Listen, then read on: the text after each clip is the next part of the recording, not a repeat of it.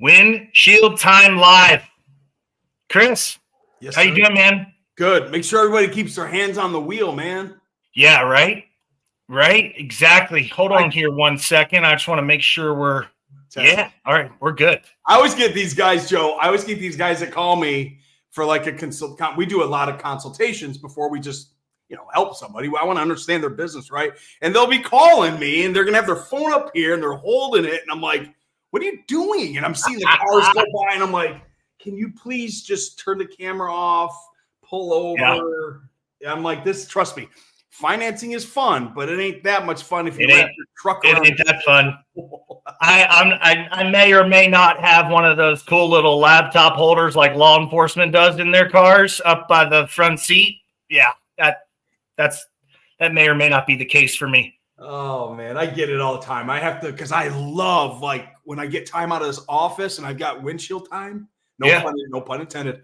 Yeah, I love just putting my phone up in that thing and like doing a 15 or 20 minute training or rant on whatever's in my mind, and then land and then upload it to my YouTube contractor training channel. And then I upload it into our university. I love driving and doing lessons from the road. It's just something about being out on the road. I love it. I'll tell you one thing. I was looking at your page. By the way, when we're done, please make sure put this into the group, because you're not afraid to get on with yourself and drop some nuggets. I was flying through them the other day. So please, let's share it to the page if you don't mind, so they know they can log on and see those. Oh, for sure, man. Sometimes I think it's too much, but then again, I was like, Gary Vee said something about, money is attention. Look, at the end of the day, if somebody doesn't like following you, all they have to do is unfollow you. If they don't like your political beliefs, all they have to do is unfollow you. And if people think that I'm educating too much about financing and contracting, well, guess what? You can unfollow me, or you can just skip it. So I don't really care. I'm here to help I'm here to help contractors win. I don't care. So that's that's good, because that's the sole purpose of In-Home Sales Pros. I think I posted about it a week ago. I had a bunch of people reach out and they're like, "Hey, what kind of kickbacks are you getting from so-and-so for having them on?" I'm like, "Kickbacks? What are you talking about?" I don't.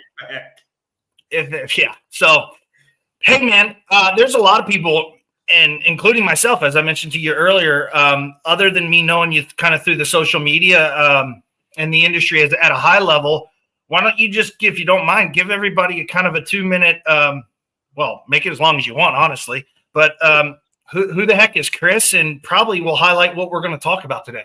All right. Sounds fair. I think it's important, right? Like, have some establishment of credibility, especially if nowadays in this land of everyone's a freaking coach and guru.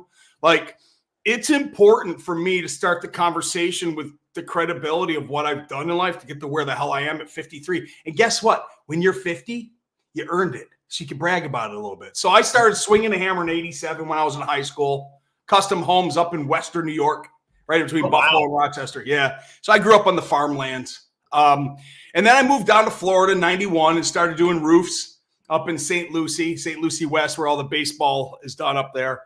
And then in 1993, I got into banking, but I got into the construction side of financing. So that's when I started working in finance. It was in 1993 for a Jewish bank down in Aventura called Republic National Bank of New York. So I cut my teeth in the construction and permanent lending industry for 18 and a half years, 1993 on. The old co-perm.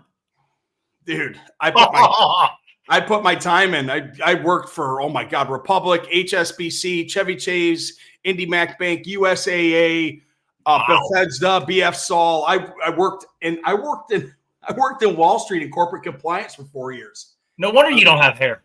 Yeah, so I've been doing this shit for a long time. Right? I don't even look like a banker. I've got tattoos, and I'm a little rough around the edges with the beard and the Viking look, and I probably don't look like the quintessential banker, and I was also trained by some of the best in the industry, like Mark Birch and Chuck over at Service Finance. I was a senior vice president, and I worked with those guys for a long time, and I helped train Beacon and Owens Corning and a lot of the other different programs over there. So I really enjoyed working with those guys. They're true professionals, and they're cutting industry leaders that have brought me to where I am today and gave me the knowledge and education, the foundation. I can actually just go out there and help other people now. Yeah. And when I compete, on the financing side, I compete against all those guys. But you know what? I also love them. I really don't. I don't treat competitors in a negative way. It gives me a reason to wake up and try to be better, right? If we didn't have any competitors, we could just stay in bed and suck our thumbs. Yeah. That's not how this is. So anyway, long story short, I'm 53, been in the industry a long time, and I help contractors with financing and finance training. That's what I do. Yeah, so I was talking to a friend of mine in the industry earlier today. He's probably on now, and I was like, it's very rare that you run into either supplier reps, or dealer reps, whatever it may be, manufacturer reps that actually know what we do in the home.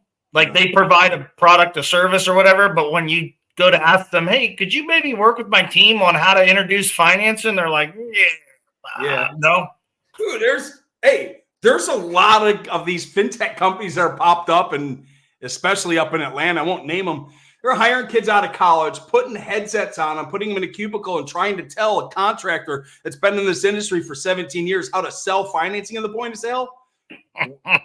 Okay. Oh, and then here's the best is when that little 20-year-old kid that just nothing wrong with a 20-year-old kid. Welcome to the industry. Nothing. He's got to call that guy and go, you know what? We're kicking you out of the program because you're not offering the 12-month same as cash enough at every sit. So we're going to let you go. And the guy on the other end was like, you're kicking me out of the program because I'm not offering a 12-month same as cash? I offer financing at every sit, and you're my first look lender. You're kicking me out? Yeah, we're letting you go. Trust me. This is not bullshit. I get the freaking phone calls. They're like, can you believe that ex-lender cut me out? And I'm like, why'd they cut you out? And they tell me verbatim what was said. And I'm like, come on over, man. Yeah. Come on over to my platform. The water's fine. I love it. You can use me as a second look lender, a third look lender. I'll never kick you out of the program. I'm here to help your customers with funding, baby. Let's go. I love it. So I want to dive in right away. I mentioned to you before we started, obviously we have owners, we have, but the group is for primarily the guys and gals that are carrying the bag in the home every day. Yeah. Yep. If I probably put feelers out there, I would say a solid rep in my experience is probably financing 70% of his jobs. I mean, I guess it depends on obviously average sale and products and things. But aside from that, obviously, how important it is and how critical it is. If you just look at the average household savings, cash account, you'll know that if you're selling anything north of 10 grand, you better have financing. Yeah. What are the biggest challenges that you see with salespeople offering financing? Couple things, and you touched on something. Let me touch on two things. Number one, and we'll come back to this. I want to touch on something more important real quick. Okay. The sales pro, and I call it selling from their back pocket, where they get so conditioned to how they look at a menu and the price of something that they think something is expensive themselves, and their confidence level at presenting what they're selling shows. So when a sales rep comes in and they realize that the item is, I don't care what it is, $168 a month. And if that sales rep feels, and his confidence level feels like 168 is too much because he can't pay it, and it shows to the consumer, the deal's done. So it's imperative that sales professionals do not ever portray that and or sell from their back pocket. Always assume that it's about the payment option and the affordability of the consumer that you're helping fulfill the need to. It's never about the number.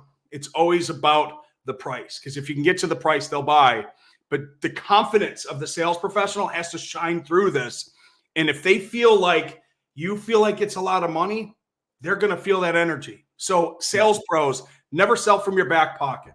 Now let's get back to what you had said there. The cost of everything is exponentially high. I just did a training today on distributors increasing their cost by 7%, and the roofing industry is freaking out. From ABC and Beacon, whoever the distributors are, released another letter saying cost of goods are up. And now roofers are like, oh my God, I got to change my prices.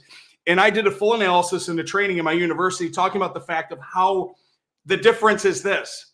If you're selling a product for $10,000 right now on a 9.99 10-year, it's $132 a month.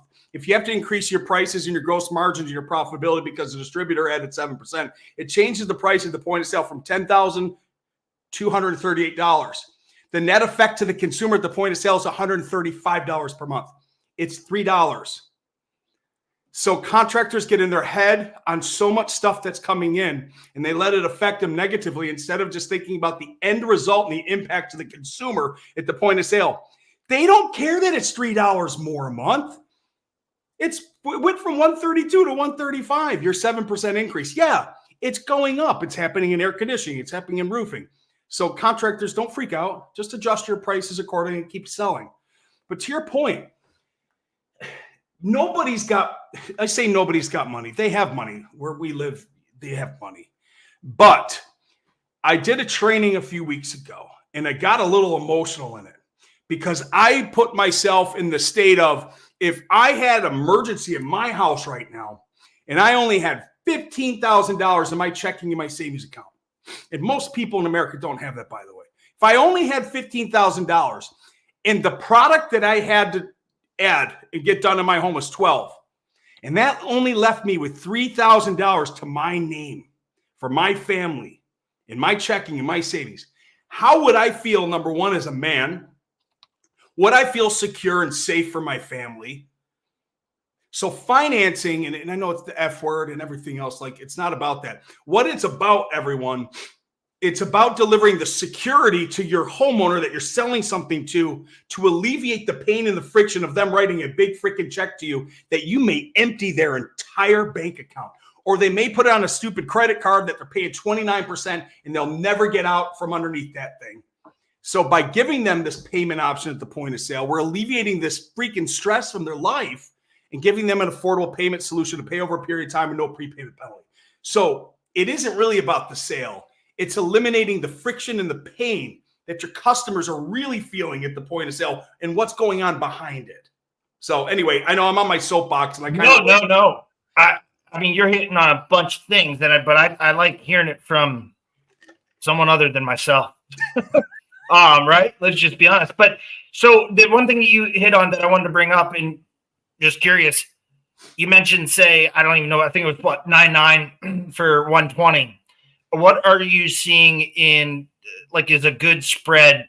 Are you seeing more success using a low payment option or like a promotional type plan? I can speak to this very openly. Okay. Adverse selection is a problem. And the CFPB and the CC, they're going to come down on it at some point where contractors aren't going to be able to force particular programs onto a consumer. They're going to have to let the consumer have more options and let the consumer decide. So with that, let's get rid of compliance first. If I have the ability from my mobile app at your point of sale, and let's say it's what number? You want to say $15,000, $10,000 ticket? I think 15. Yeah. Good. Whatever. Simple math. $10,000 ticket at the point of sale.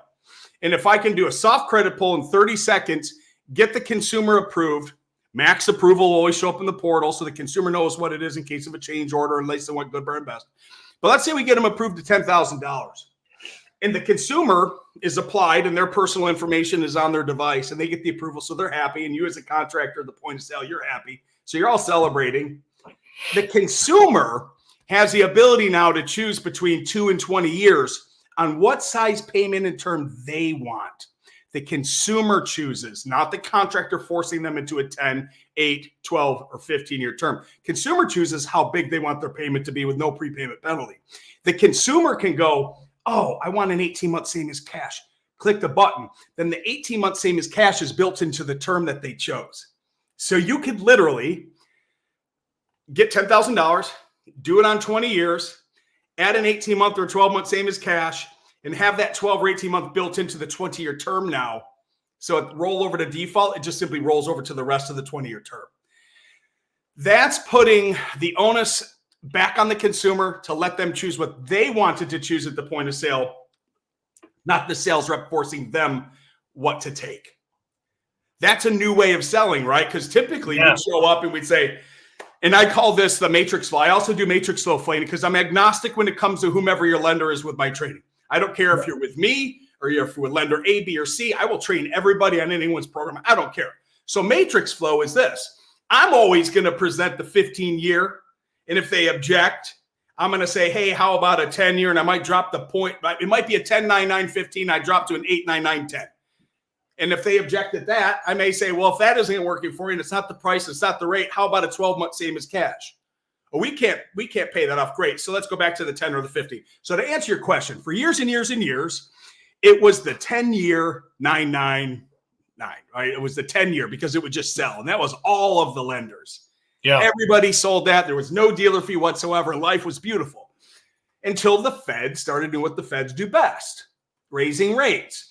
So now lenders, and I'll use plural for that, are selling the no dealer fee 10-year, whatever that program is now, from maybe still at a 9.9 all the way up to a 13.99, right?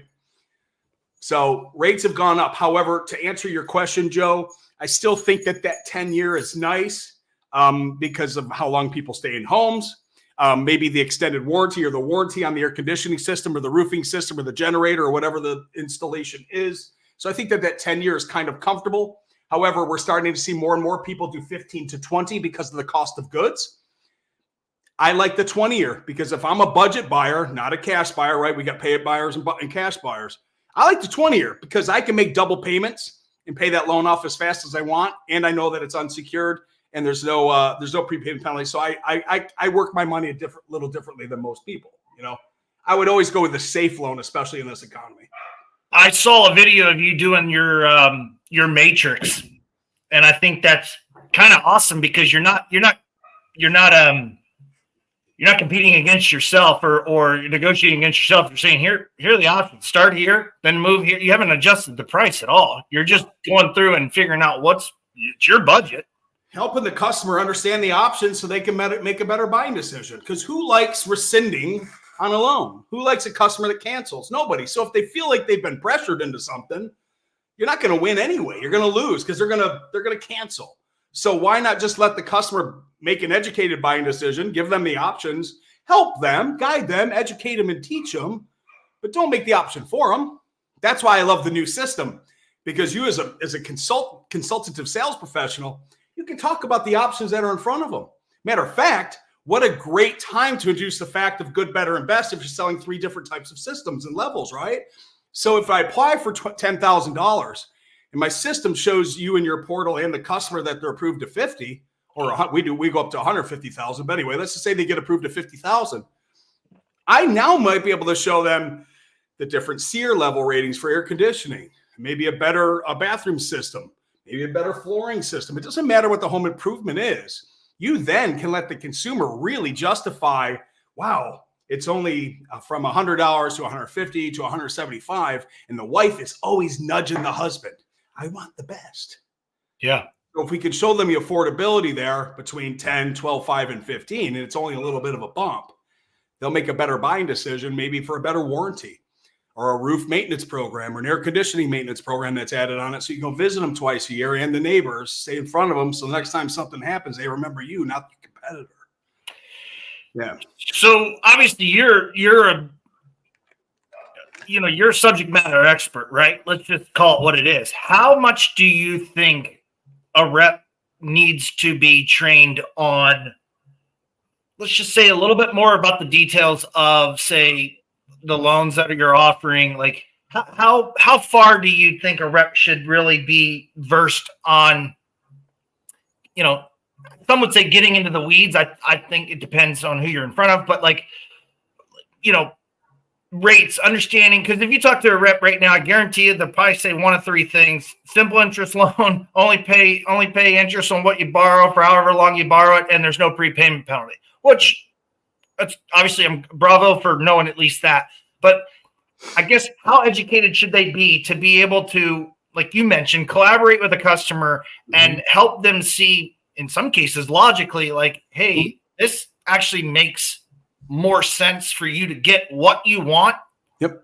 Versus just what you can afford, say, out of pocket, right? Yep. I always joke with the teams my team, whatever. It's like, man, if I had to pay cash for my vehicle, I'd have a 1962 Pinto. You know what I mean? Yeah. So how, for me, it's not, I've never been, there's people out there that are so like, no loans, but it's like, okay, well, how do you get what you want? And then what do you risk about waiting, right? Inflation, interest, all the things that you wait. But back to the rep, how much, obviously you train them on how to present financing, but how much do you get them, like kind of like with the other side of the coin, like how much product knowledge do you have about your product? In this case, with financing being the product, how much knowledge do you feel a rep should have? All of it. Okay.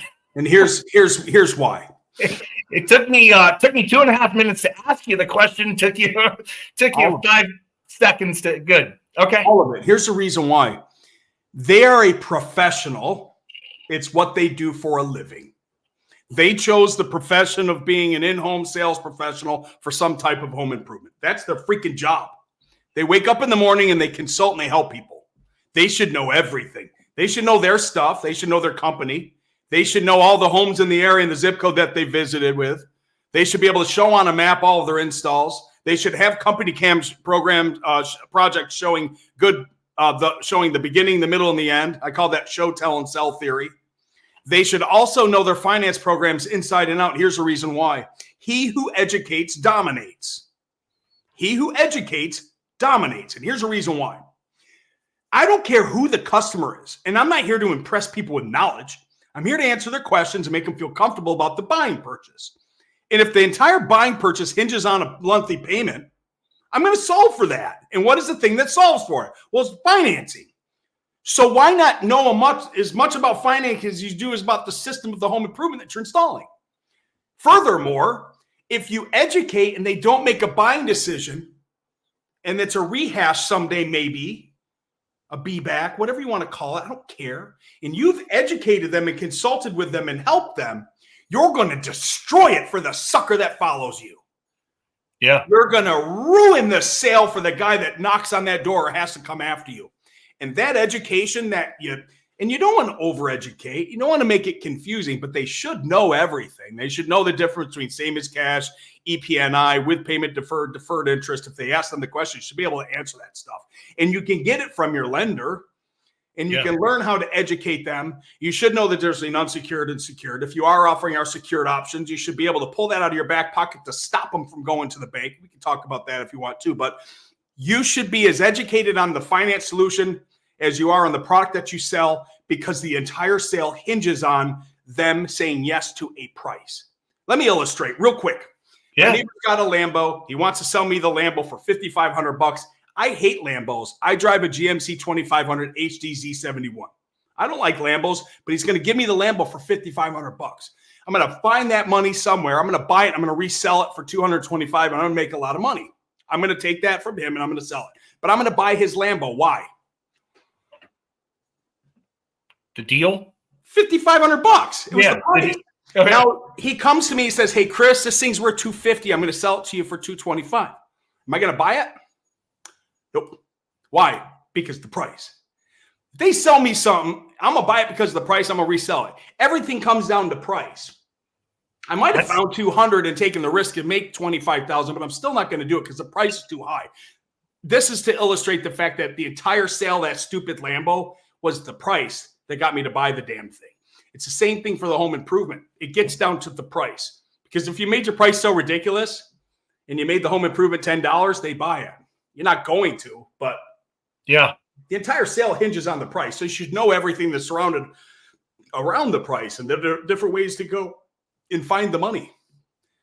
Like if the rep doesn't know that the lender uses total household income, and Mr. Smith is the breadwinner and he makes $175,000 a year, he's got a 400 FICO and he gets declined, but he makes all the money. But Mrs. Smith makes pies and doesn't work, but she has an 800.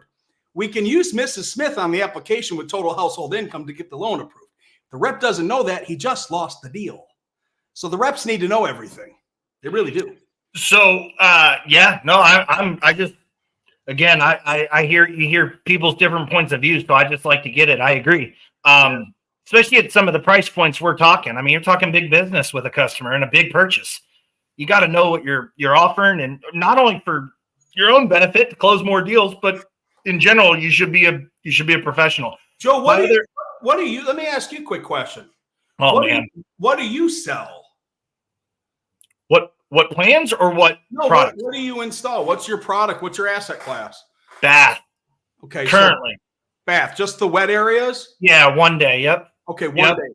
So I have three buckets that I train to. I have the grudge purchase, I have the want need, and I have the ego. What was the first one? Grudge. Oh, grudge. Grudge purchase, home improvements, want need home improvements, and ego purchases, home improvements. Where would you see your product fitting in one of those three buckets? The middle one, want need? Yeah, you're a want need probably. Because nobody's having their friends over to have a tea in the bathroom. They're bringing them over to hang out in the kitchen and see the flooring and the waterfall, right? Speak for yourself, buddy. Aren't you in Florida? Isn't there like a town where you guys bring neighbors in? Yeah, where they hang out, they hang the pineapples upside down. Come on over and see my bathroom, man. Why does everybody have white rocks in front of their doorstep? I don't know. Like, I train to this because if you don't know the psychology of who you're selling to, it's kind of sometimes hard to get to the hot point of why they should buy the damn thing. So if you're in the want need, you're leaning in hard on those areas that they really want and need to change. Whereas your grudge purchase in Florida is really fun thing to sell. Your grudge purchase is going to be your air conditioner. All you got to do as an air conditioning pro is show up in Florida to make a sale. Maybe your roof, right? Nobody really brags about how straight the roof lines are unless you're putting on a beautiful metal roof. But no one's having a party for that stuff. However, they are having a party for the new floor, the new kitchen, the full remodel. And then the ego purchase is always really fun, which is the waterfall outback living space that rolls into the black stone kitchen out. You know what I mean? Like there's some real far out there ego stuff that crosses into want and need. But the psychology of the buyer also is something that the rep should learn as to who's my avatar, who do I sell, and what is the emotional decision behind them buying this thing. Is it a grudge? Is it a want need? Or is it ego? And once you've really learned who the psychologies that you're selling to, you as a sales pro can have a lot of fun. I love it. I've never looked at it in that sense, but it's valid point. I have a question around options. I saw your matrix. Is that typically in terms of like, do you recommend 3 options so if I'm an owner and I'm giving my reps financing, how many, like I saw a company the other day, the poor sales rep had an old school rate sheet, looked like a mortgage loan officer, and yeah, right. So you might as well wipe your backside with that, buddy, because he's so lost. So do you have any recommendations there that you typically see? I do. And let me make it a twofold answer. So my lending solution is a lot different than whom we were talking about earlier. So let's divide it up into 2 conversations. And I'll start with my lending solution first, just to get it out of the way. My lending solution gives the consumer a lot of power to choose what size payment that they want. So their approval is going to come in and it's going to tell them the max approval and the dollar that they're approved for. And they simply get to choose between 2 years and 20 years on what term that they want. And because it's credit risk based, it'll be based on their credit score. So if they got a great credit score like me, 850, I'm probably staring down the barrel of a 7% 20-year loan. My dealer fee is only 2% flat, by the way. It's 2% from 2 to 20 years. Yeah. So with that being said, whatever. So call Chris.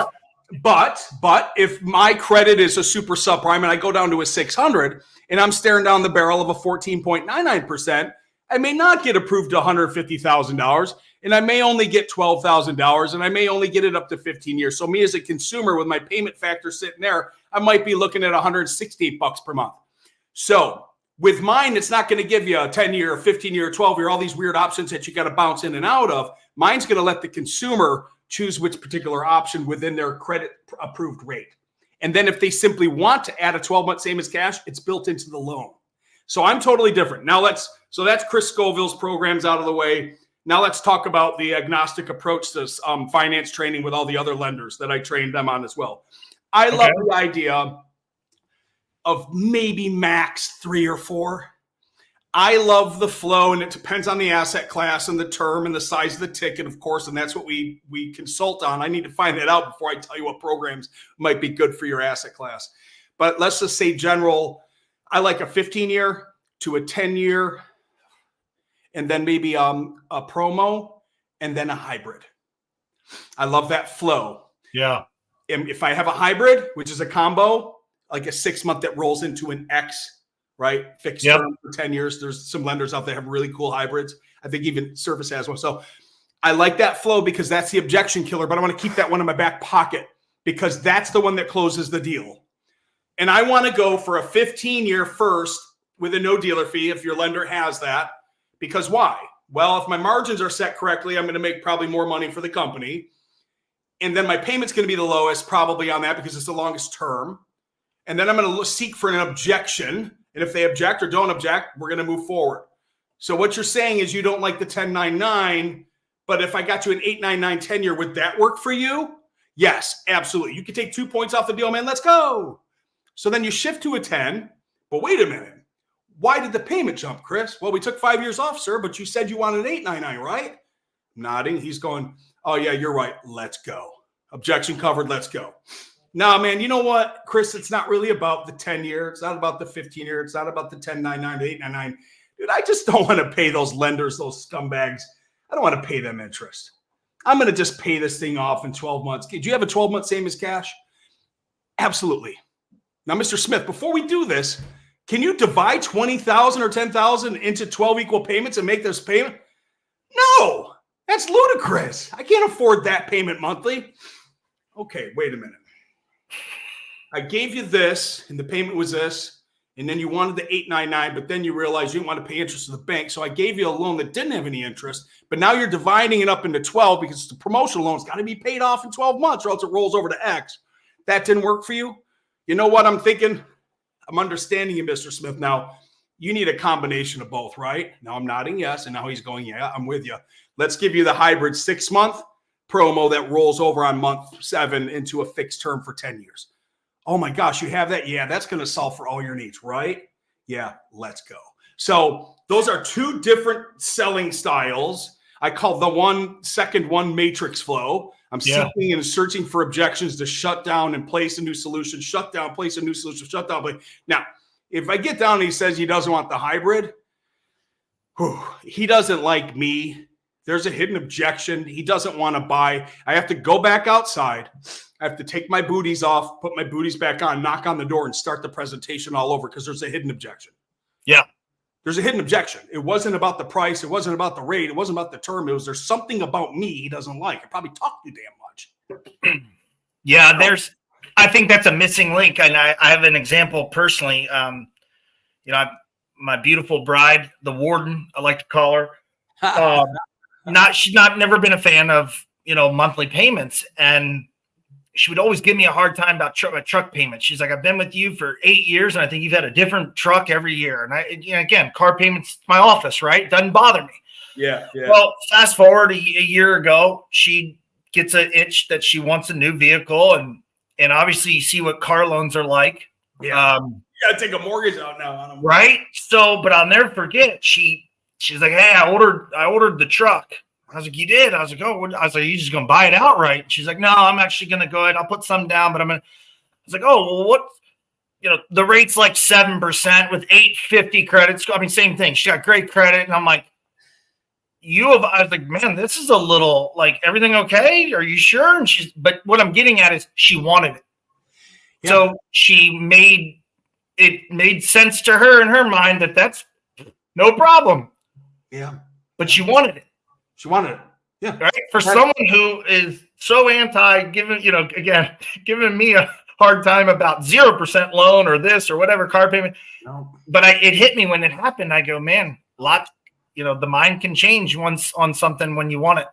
Yeah. They're the pros. You show up and we all want the WT, the work truck. Yeah. We think simplicity is going to work. And we have in our minds as a man or a woman that we're only going to pay $590 a month. And then we get there and we see the XLT, and then we go, I can't believe I got approved to $85,000. Yeah. And they're like, yeah, so your payment's only going to be $790 a month. And you mentally were there to pay $590. And then you see the work truck and you compare it to the XLT, and psychologically, your wife's going, we're not driving in that because it's got plastic floors. And then we justify it because now we take $200 more than we were going to spend. We divide it by 4 and we go, I can make that extra $50 a week. I can do that because, man, that truck's a hell of a lot nicer. So It's the same in home improvements, everyone, if there's anybody on here watching this. Yeah, there is. Yeah. It's the same situation and solution that you're providing them. You just got to let them see it. Yeah.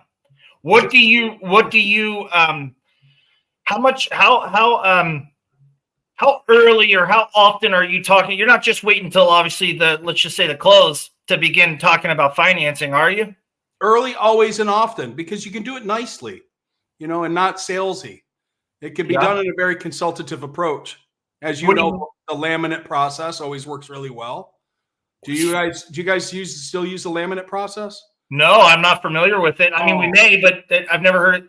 Let me explain and share. This is brilliant. So you've got your laminate, and it's got the name of your company, and it's got your 18 months same as cash and your low monthly payment options. So you've got your laminate that you carry into the house with your things. Okay. But your first step, though, well, there's a lot of steps that lead up to the door. You're in the house. Yeah. Hey, at least you guys are friends now. Your next question should be, hey, you know what, Mr. and Mrs. Smith, I'm going to go do the inspection. Where can I set this information down so when I'm done with the findings, we can just sit down and discuss what I've found? And now I'm covering all home improvements. Everyone's got a different walkthrough. Let me just be super general. So when I set my laminate down on their table, I'm doing it as an angle, never as a 90 degree and never in this direction. I'm doing it in a weird way because I want Mr. and Mrs. Smith to come on over and take a little peek and gander at that thing that says we have a consumer financing center.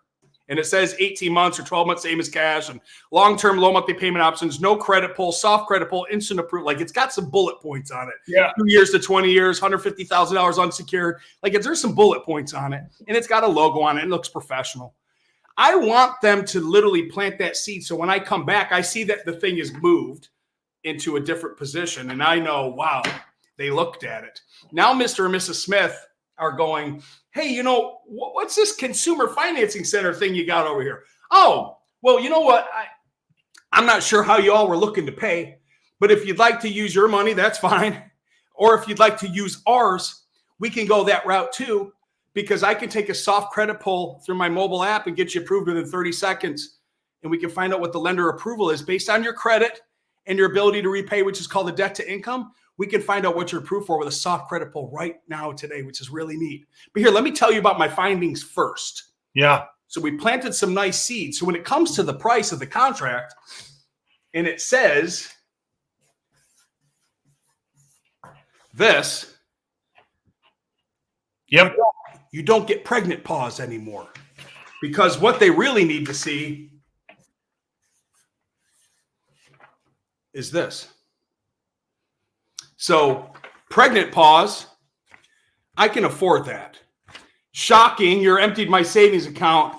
It's only $132 a month. It's the same thing. We've just released the friction of the sale ever so nicely and kindly.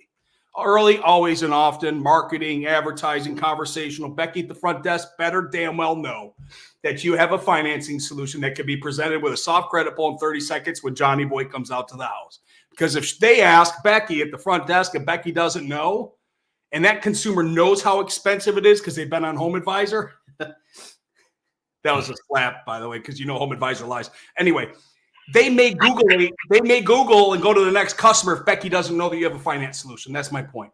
So I think that financing should be early, always, and often. It should be advertising. It should be marketing. It should be a soft sell at the point of sale. I know that you're going to do business with us because of X, Y, and Z. Were y'all looking to use my money, or are you going to be using yours today? And they're going to go, what the hell do you mean your money? Of course we're going to use yours. It's a little bit of a fun statement to say, too, because it's a complete takeaway. They're not expecting you go, are you going to be using my money for this project or yours? Are you asking me for the sale? No, I'm telling you, man, you can use my money. I can? Yeah, we've got a consumer finance center, and I can find out what you're approved for in 30 seconds. Dude, I just called you dude. Sorry. Chris, that's a great pattern interrupt with that, because they're not expecting that. You just stopped them in their tracks when you say, hey, you want to use my money? And they're like, what? Yeah. Now you just completely pattern interrupt. Anyway, I'm going to give that one to you, man. Yeah. I just think it is. And you're not being sleazy. None of the stuff we're discussing here today, by the way, everyone, none of this is sleazy. I'm not a sleazy sales guy. I'm just in the finance business, man. This is all that I do. This is all that I know. Yeah, I will vouch for that. I mean, I've watched quite a few of the videos in the past couple of weeks when you and I were first talking, and because there's enough of that out there, right? Where it's like, it is. My other, I got some questions some guys sent me, so I just want to make sure I get it. So, what do you recommend on customer? And I think you mentioned this a minute ago and said we could dive on it, so it's pretty funny that it came up. What do you say to that customer? You're in the close, you're going through, say, a matrix flow like you're talking about, and they're like, I want to go to my local credit union. Yes, I can absolutely appreciate that, Mr. Smith. Here's the great news. We're going to bring the credit to union to you right here, right now. So we have at Improvifi, we have a solution. I call it the bank stopper. So what that means in a few steps is this. That consumer really ain't going to his bank to get money. He's getting you out of the house. Yeah. It's a hidden objection, probably. But it might be a real objection. Who knows? Who cares? If you as a professional, remember we're professionals, can bring the bank to the customer with a mobile app and a soft credit pull in 30 seconds to get them approved up to $400,000 with no appraisal, and put a second closed-end call it a high loan, a home improvement loan on their house with prime rates with no dealer fee, you can now do that with our mobile app. So you're answering his objection. His objection may be valid. He may want the bathroom, but he may want to redo his deck. He may want to do some debt consolidation. He may want a pergola. He may have 4 contractors in mind to do a home improvement project, and you're only doing the wet spots. So it may be valid. You may want to ask him, hey, what are you looking to do in this home improvement project in your house? Well, we're going to do this, this, and this. And you as a contractor going, shit, I can only do one of them. So how's that going to work if I have to give him an unsecured loan? They're going to have to go get a couple loans, right? So you may be problem solving in your head. So yeah, we have a product and a solution at the point of sale that a sales rep can bring out, take the soft credit pull application, get it approved on the spot, paperless process, approved. Money tries to close between 5 and 10 days, not 45 to 60 days. And the beauty of this is this. They're there with you. They get the approval, get the signed contract, make that customer yours. Because remember, in the unsecured world, we're going to give you progress pays at our company, and the money's going to go to your ACH account, whether it's in drips or 100% at completion. But in the secured world, that money goes to the consumer. So with your contract and their approval that you have online with us, have them sign the contract. And if you feel comfortable about asking for 33% down at a draw, get the cash down from them, because that's going to make the deal stickier and stop them from shopping when they become a cash customer. So I'm big on stickiness. So if you're giving them a solution at the point of sale, which is now a secured solution, make sure they sign your finance agreement, get some buy-in, get something sticky with them so they don't take that money and go shopping. But we're going to lessen the shop. We're going to lessen the chance of them going down to the bank and go hunting because you've given them the bid now, because we all know what happens when a customer becomes a cash customer. They're going to ask for a discount and they're going to shop 3 bids. But if we can stop it at the point of sale with our bank stopper, then we're going to win more. And we don't have to get any cash discounts, because we don't give cash discounts. We ask for 3 referrals from church, work, and school, and a yard sign for 90 days. We make them earn discounts in this world. I love it, man. I love it. You're spot on with this. By other, are you seeing any slowdown in, because you get to see from a lot of different companies and dealers and everything. Are you seeing any slowdown with inflation and everything else happening? Are you seeing you're seeing this drive an increase with financing, a decrease? What do you see from a perspective? And I'm also a geek, man. I geek out on the HIRI reports and the joint studies at Harvard. Like, I geek out on all this stuff. We are seeing an exponential increase in COGS and the cost of goods, which is obviously forcing people are still buying things to financing.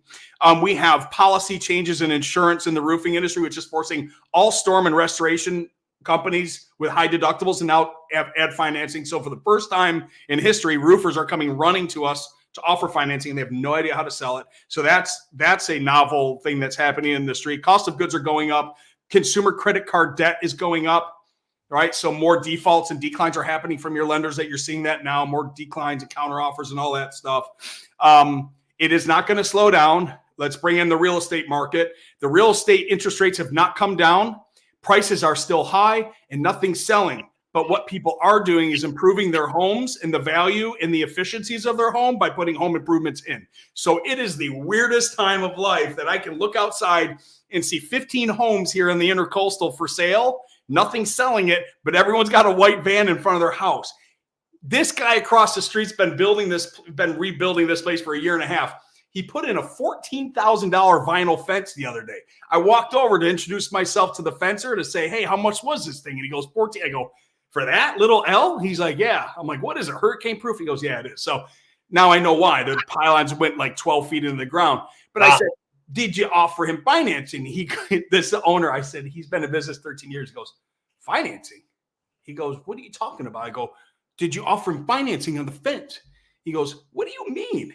He goes, all of our customers pay cash or credit card. I laughed at him. I said, credit cards financing. So I don't want to go down that road anyway. I said, dude, we could finance this thing for like $100 a month. And he goes, what? I go, yeah, you could open up your market to other people that are looking for an affordable payment option on your fences. The guy's mind was blown. So there's a lot to say and unpack in this. Asset classes still don't know that financing exists. It blows my mind. Painters and fencing guys have no idea that they can finance the stuff that they're selling, and it's high-ticket stuff. Everyone's staying home and making home improvements because nobody still wants to get rid of their 3% interest rate on their 30, and the market is completely stagnant. Not much is selling right now. So it is really interesting times, Joe. That's I saw the other day, I think it was a New York Fed release saying that car payments are the high for the first time ever, the highest they've ever been, or I'm sorry, default rate plus 90 days on car. And then it said, was talking about mortgage principal and interest payments are the highest in the U.S. economy that they've ever been. And you're like, what in the world? It's a powder keg. Yeah. So we can't short like they shorted in 2008. We can't short the market with what we do. Believe me, I thought about it. Because if I could short the unsecured world right now, I would, but it's not leaned against anything, so there's no tranches. Yeah. I can't build a system like they did to short the market on real estate because I can't do it against a human being. And remember, these are unsecured loans attached to me as a human being. Yeah. So there's no tranches in this. Yeah. Even if they're packaging up and selling them to Wall Street, I don't know what those bonds are. Like, I don't know how to short this market, but I do know that with credit card defaults going up, interest rates on credit cards going up, housing payments going up, you know what I mean? Like, but yet we're still lending $150,000 of unsecured funds to somebody because they got an 850 credit score and I've got stated income. Yeah. What? So we could have a 45-minute conversation on that, but that'll be really boring drive time. Well, yeah, I mean, it's kind of, I think, I've been through now a few elections in this business. I think that's going to throw, always throws just a little bit of wrench. Even if it does, which it shouldn't for the average consumer, it still does, especially if they watch the damn news. They're now you gotta battle against that in the home because they're like, oh, we'll see what happens when the elections. Life's gonna go on. I always told people if I ever got out of the financing space, I surely would get into the air conditioning industry in Florida because all you got to do is show up. Well, yeah, that's true. Pick up your phone and show up. Look, I'm not underplaying it. I'm not downplaying it. There's more to do than show up. But when we had to buy an air conditioner here a couple years ago, I had 5 bids, 3 of which came, 2 of which didn't show up. The third guy that came in, I bought from him because he looked at my home and he goes, well, if this was my house, this is what I would put in it. That was his closing technique. And I said, oh, this is my guy. And guess what? He was double. He was $23,000. I bought a $23,000 5-zone Mitsubishi mini split heat pump system for my house. And he was the most expensive guy because he looked up on my ceiling and he goes, well, if this was my house, this is what I would put in it. And he had me at that line. I was like, got him. Ooh, I like that. I'm going to write it down. Yeah. I got that. Actually, a good friend of mine did my HVAC here. And when our daughter was born 3 years ago, we needed a mini split because she was sweating bullets. We're freezing downstairs. And she's in her room sweating bullets. And he's like, man, he kind of hit me with the old, how does that make you feel? Feel like that. Well, yeah. I can feel your wife's pain that she's in right now. And I found that most people at this point would probably want to replace that. Yeah. Because you can't, it's nothing worse than going and waking up your daughter and she's shivering. I'm like, God, I'm actually going to be training Chuck Toki and those guys over at Top Rep invited me in to plug in my system. So I'm headed up to Columbus, Ohio in a couple months. And, Chuck's a good guy. Jim John, I know these guys. Yeah. They're guys where he was at Tundra, wasn't he? No, he was, wasn't he with a big roofing outfit? I can't think of the name. A couple of them. It's just nice that some of these coaches and guys out here, they actually sold in the home, right? Like, thank you, Lord, for putting a coach out here that's actually been kicked out of a house, right? Not just taking some course online and now he's a coach, right? So he does a lot of sales stuff and objection stuff, and he's pretty hyper. And he's like, dude, we're going to be plugging you in up in Ohio. Like, oh, you'll love it. Talking about finance. So I think that it's a specialty. It's something different that we're bringing to the marketplace, and sure is fun, man. I love this game. That's awesome, man. That's awesome. Quick thing before I let you go. Sure. It's funny. I see in the comments section, Chris is fired up. LOL. Yeah, I think there's a transfer of energy, and that's kind of important. Like, if you can't get into this is definitely not the right business to be in. Yeah. I mean, I talk about this it's crazy. I talk about this every day. You'd think that at some point I'd be like, oh my God, I got to talk about financing again. I think blood. So. Well, it's the other thing is when it's, to me, this business, this industry, it's play. It's not work. It's a game, man. I love it. It's fun. That's why I love my competitors. Yeah, I love competing against who we were talking about earlier. I don't know if they like competing against me. Hey, I freaking love it. I love them all, man. I think that's the difference also, between a scarcity mindset and an abundance mindset. I mean, the pie's big enough, right? 450,000 contractors out there that need our help. Yeah, I think we're okay. And I train with my training center that I built. I don't care who you're enrolled with. You're as important to me with what lender you're with right now as if you come to my lending facility. I don't care. Yeah. So if you're with a competitor, I'll still share the knowledge and the stuff that you can use in your sales training meetings and all that stuff. This is you, man. This is for your company to win. This isn't about the lending thing because lenders are going to come and go, man. You're going to change your lender. So I don't care who somebody's using as a finance company. I'm here to train contractors on how to sell more at the point of sale and win. That's it. Yeah, and I think the adage that if you help others obviously get what they want, you will too in the long run. There's definitely going to be that, reciprocity. The other side of it though is like, for sales managers that are on this call, I mean, it's kind of how I found Chris was like, look, I need another voice at my meeting. Talking about financing. It's always me talking about it. Or it's always this. Now I can play, again, one of your training videos that's on your YouTube page. I mean, anything. There's just so much, and it's obviously validated and it's legit. It's good for your teams to hear another voice. It is. I got a company up in Mississippi flying me up. The guy's a $35 million a year roofer. He knows what he's doing. His sales managers are buttoned down. But you know why he's hiring me to come up there for a day? Just so he can have somebody else tell him the same stuff for validation. That's it. Yeah. Third-party validation. Like, hey, that's my sales manager. God, I got to go listen to my sales manager again. But no, when a freakazoid like me walks in and has some fun with them and do some role play and maybe bring something fresh, they're going to walk away with some new skills. So it does pay to sometimes just bring some stranger into your office to talk about the same stuff you're talking about. What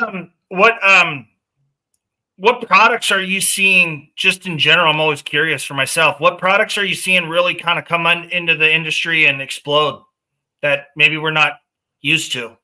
You mean product as far as asset class? Yeah. Or like something new in the marketplace? I mean, like an actual home improvement product. So I see a lot. Yeah. Good question. Heat pumps for efficiency. Oh, wow. Europe has been ahead of us for years. Oh, that's true. Tankless water heaters, heat pumps, like my Mitsubishi 5-zone system. Yep. The efficiency is unbelievable. They work so well. So I think just to answer it with one particular item, heat pumps are big for the efficiency. and the simplicity. So those are starting to take off left and right in the HVAC world. And they're very efficient and they're super strong. And the warranty behind them is really good. This is what manufacturer you go with. You can check out the warranty on these things. They're just super efficient. The technology is really neat. I mean, even some of your some of the new technology with thermostats. I like that. And then there's a new panel out there called SPAN, SPAN. That's pretty neat. I don't really mess with solar, so you're never going to ever get a conversation with me about solar because I've got my own opinions on that. But I think that the new movement right now is going to be more on the efficiency level with consumers. And it also allows us to justify if the cost is higher when we're bringing efficiency to something. Yeah. The HVAC world has something really cool. It's called Measure Quick. Wait, what? Measure Quick. Measure Quick, it's called. Huh. What's this all about? Empirical data to prove the efficiency of the system. Check. It is like my buddy out in, where the hell is he? He's in the Midwest, Jason Julian Air. He runs an efficiency report. It's 4 pages long, and it's called Measure Quick. And I was reading his report, and I was so blown away that I always like to put myself in the consumer's point.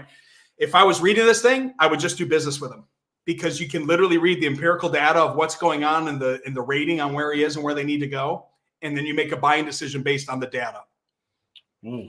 Just if you can use data and efficiency in your sales, and make it make sense for the consumer. Don't be a scientist about it. Make it make sense to them like we do in financing, right? Yeah. No prepayment penalty. What does that mean? That means you can pay the loan off whenever you want. You win the lottery this weekend, send that money to the lender, tell them to pack sand, you're done, right? Yeah. So make it make sense, but use the technology and the efficiency tools that are out there now to help you sell.